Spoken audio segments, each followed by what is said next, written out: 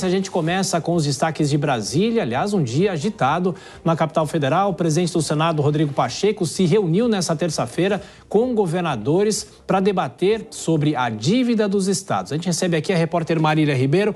Marília, o que os governadores acharam da proposta do senador Pacheco? Houve uma nova reunião na residência oficial da presidência do Senado com representantes do governo e ficou alguma coisa definida afinal? Faz um resumo do que foram essas negociações nessa terça-feira. Boa noite, bem-vinda e bom trabalho.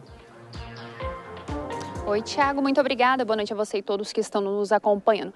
Neste momento, eu estou aqui na residência oficial acompanhando uma reunião que está acontecendo com representantes do governo.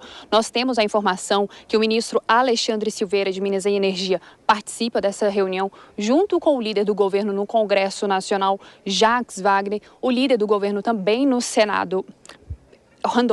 Eu confundi, mas Jacques Wagner é líder do governo no Senado, Randolfo Rodrigues no Congresso Nacional. Pacheco se encontrou com governadores hoje por volta de 12h30. A reunião durou cerca de 2 horas. Compareceram na reunião governadores dos estados de Minas Gerais, Goiás, Rio de Janeiro, Rio Grande do Sul e São Paulo mandou o seu vice-governador. O governador de Minas Gerais, Romeu Zema, disse que as propostas de Pacheco são boas, mas teme que elas não sejam suficientes e nós vamos ouvir agora. As medidas que estão sendo propostas pelo presidente Pacheco são muito boas, produtivas, mas eu temo que não sejam suficientes para viabilizar esses estados endividados. Há lá uma compensação para os estados que investirem em educação. Minas já investe. Nós precisamos considerar o que já é feito e não o que será feito a mais. Senão é você tirar de um bolso e colocar em outro bolso. Tiago, entre as propostas apresentadas por Rodrigo Pacheco aos governadores está a entrega de ativos do Estado para amortização do pagamento das dívidas, redução do indexador de juros com conversão de valores em investimento no próprio Estado, nas áreas de educação, infraestrutura e segurança pública. O governador de Goiás, que também participou dessa reunião, Ronaldo Caiado, disse que caberá ao Congresso decidir como aplicar o fundo para todos os estados e nós vamos ouvir agora Ronaldo Caiado. O Congresso vai decidir como aplicar este fundo para todos os estados. Logo a seguir, nós teremos que saber também como nós vamos pagar essa dívida. Como essa dívida, que chega a 583 bilhões hoje, 584 bilhões hoje, como ela pode ser diminuída. Aí o presidente sugere também que seja feito aqui uma proposta de utilizar os ativos para que a gente possa ter também uma diminuição da dívida consolidada dos estados. Então, com isso, propõe-se também um alongamento das parcelas. Então, são medidas que ele colocou para nós hoje, que apresentará o mais rápido possível ao Senado Federal e que nós, governadores, vamos trabalhar fortemente no plenário e também junto ao relator. Rodrigo Pacheco vem trabalhando para protocolar esse texto ainda nesta semana, porque ele quer que ele seja aprovado e resolvido esse problema da dívida dos estados antes do recesso parlamentar, que começa no dia 18 de julho. Tiago. E um outro assunto, mas ainda discutindo, né, essa questão de dívidas e recursos, os governadores querem negociar a substituição tributária. O que isso significa, Marília? Tiago, quem deu essa sugestão foi o governador do Rio Grande do Sul, Eduardo Leite. Ele defendeu a possibilidade de os estados utilizarem suas parcelas do Fundo de Desenvolvimento Regional da Reforma Tributária como um saldo de abatimento das dívidas. O fundo ele será criado para compensar possíveis perdas dos estados com os novos sistemas de imposto que está previsto nessa PEC da Reforma Tributária. E agora nós vamos ouvir o governador do Rio Grande do Sul, Eduardo Leite. Muito meritório, por exemplo, que a gente avance no financiamento da educação, mas vai abrir um capítulo de discussão sobre o que se considera esse investimento, que tipos de gastos na educação que poderão estar compreendidos, como que vai comprovar esses gastos. Tudo isso vai gerando incertezas, inseguranças e preocupações. Então, quanto mais a gente consiga ter maior abertura na possibilidade desses gastos nas determinadas áreas que se deseja investir, seja educação, infraestrutura, segurança, temas importantes que nós debatemos, temos é importante para que a gente não abra um novo capítulo de discussão ali na frente sobre se aquele gasto específico feito foi ou não foi o que se desejava, porque o principal foco aqui é reduzir o comprometimento dos orçamentos dos estados com a dívida.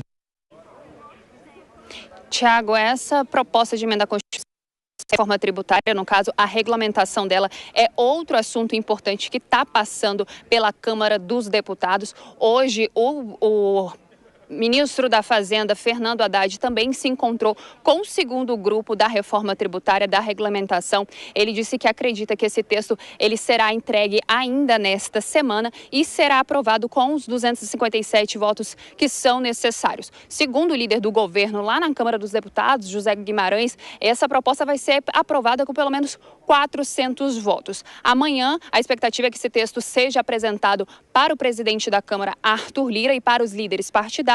E na quinta-feira deve acontecer uma coletiva para que eles expliquem os principais pontos dessa regulamentação da reforma tributária que foi aprovada no final do ano passado, e quando foi agora em abril, o Fernando Haddad entregou esse texto em mãos aos presidentes da Câmara, Arthur Lira, e ao presidente do Senado Federal, Rodrigo Pacheco. Agora nós estamos aqui aguardando o que vai resultar dessa reunião sobre a dívida dos estados com o senador Rodrigo Pacheco. Tiago. A pauta econômica mobilizando o Congresso Nacional, e você volta a qualquer momento, Marília, com outras informações. Bom trabalho para você. A gente chama já os nossos comentaristas Dora Kramer e aqui nos estúdios Nelson Kobayashi. Ô Dora, boa noite para você, bem-vinda. A discussão que a gente já vem fazendo há algum tempo sobre a dívida dos estados. A preocupação dos estados é não deixar a dívida aumentar, não necessariamente que essa dívida vai ser equacionada como um todo, né? Teve a discussão do sul do país em relação à dívida depois da tragédia da enchente no sul, mas de qualquer forma os governadores em Brasília negociando com o presidente do Senado, Rodrigo Pacheco. Bem-vinda, Dora. Boa noite, Tiago. Boa noite, Kobayashi. Boa noite a todos. Pois é, eu só estou achando que esse assunto ele é tão polêmico. A gente viu aí a posição de 3 governadores, até o mais favorável, que pareceu mais favorável ao projeto discutido com o Rodrigo Pacheco, que foi o Ronaldo Caiado, também tem senões. O Zema, que ele precisa com mais urgência, porque a suspensão da dívida temporária de Minas Gerais vence dia 20 de julho. Essa suspensão foi dada pelo STF. O governador, por motivos que conhecemos, do Rio Grande do Sul também tem senões e tal. Então, me parece que é um tempo muito exíguo. Vamos ver também se a Fazenda, se a área econômica dá o ok. Agora, se todo mundo tiver de acordo, no Senado isso não vai ter problema de passar, porque ali é uma casa de representação dos estados, há ex-governadores, todos eles sabem como é que dói o calo da dívida. Então, eu acho que... E tem o patrocínio do Rodrigo Pacheco, com a relatoria do Davi Alcolumbre, que certamente será o próximo presidente do Senado. Então, de padrinho, a coisa está bem. Mas, por enquanto, agora, a gente não tem vislumbre de um acerto, de um acordo, num assunto tão complicado que, é claro, a União quer perder menos e os estados querem ganhar mais.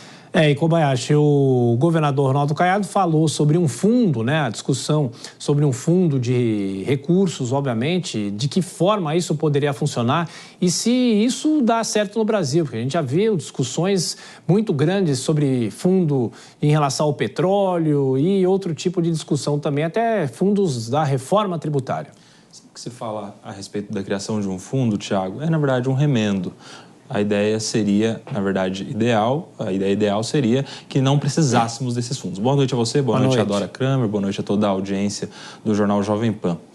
A ideia de não precisar de fundo passa necessariamente por uma reforma administrativa. A gente precisa equalizar melhor as competências dos estados, dos municípios e também da União. Infelizmente, a gente viu uma reforma tributária passar, necessária, adequada em maior parte, mas sem o acompanhamento de uma reforma administrativa. A gente vê uma série de governadores lá pedindo a renegociação da dívida como um sinal de que, de fato, a distribuição dos recursos não está bem feita. Se os governadores estão lá precisando dessa renegociação, imagine só os prefeitos, que têm um caixa ainda menor e que devem entregar ali serviços tão necessários à população, como educação básica, saúde, unidades básicas de saúde, asfalto, enfim, saneamento básico, muitas vezes. Ou seja, a gente tem uma distribuição descompensada de competências e de recursos. E eu acredito que essa reforma, como veio, pode até agravar essa situação, em especial em relação àquele dinheiro que não será mais destinado a estados e municípios, mas a um conselho que depois vai fazer a distribuição. Talvez a gente precise urgentemente recorrer a uma reforma administrativa para evitar cenas como essas, não só as que acontecem agora, mas as que podem ainda acontecer de estados e municípios também pedirem o tempo todo ajuda ao governo federal.